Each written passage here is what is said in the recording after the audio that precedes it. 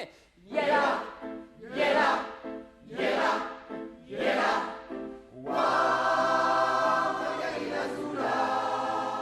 Nous sommes le 31 mai, à un mois du spectacle. Parmi les 300 choristes amateurs qui participent à cette aventure musicale, il y a ce groupe amiénois en plein cœur.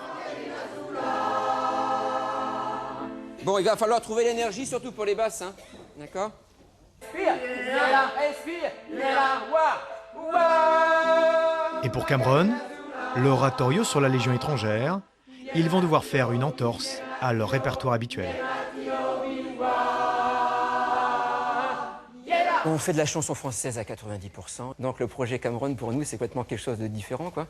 Quelque chose qui est complètement original et qui est en plus de notre activité habituelle, quoi.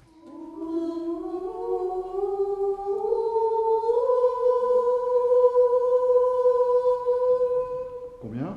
Donc il faut la chanter, malgré qu'on est en train d'en chanter une autre, il faut la chanter dans sa tête et ne pas la chanter vraiment. Hein? Oui, c'est dur. Oui, c'est dur. Toutes ces femmes se préparent aussi à chanter la symphonie fin juin, des airs militaires qui imposent un travail vocal. Faut être stable, faut être ancré, il faut savoir respirer. Enfin, il y a beaucoup de techniques qui permettent de développer la voix, en fait.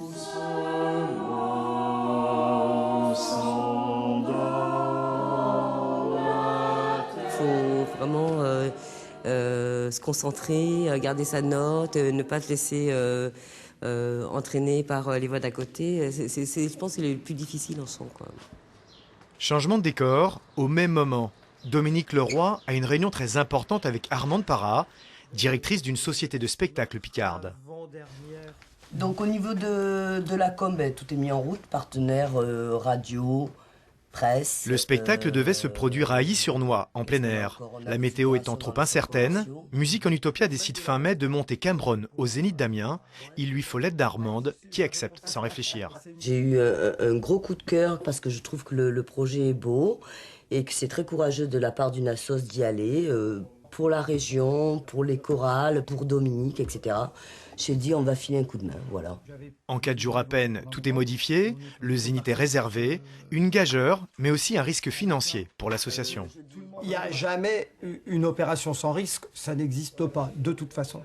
Là, les risques, effectivement, sont un petit peu plus imposants. Il y a quand même 4500 sièges à remplir.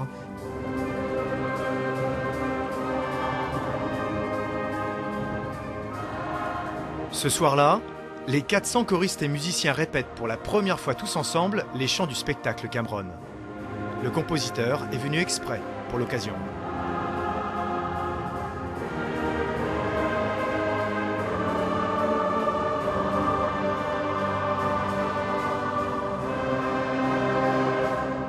C'est la première fois que je l'entends. Donc quelquefois, la surprise, c'est que ce qu'on a dans la tête et ce qu'on entend, ça soit complètement différent. Et là, j'ai l'impression que je ne me suis pas trop trompé, quoi. C'est un petit peu ce que j'avais prévu. Il faut qu'il y ait une émotion, une peur, quoi. Quasiment, quand vous chantez, il y a le côté, il va nous arriver quelque chose de dramatique, mais on y va quand même, quoi. Voilà. Donc articulez normalement et ne chantez pas plus fort, on vous entend très bien.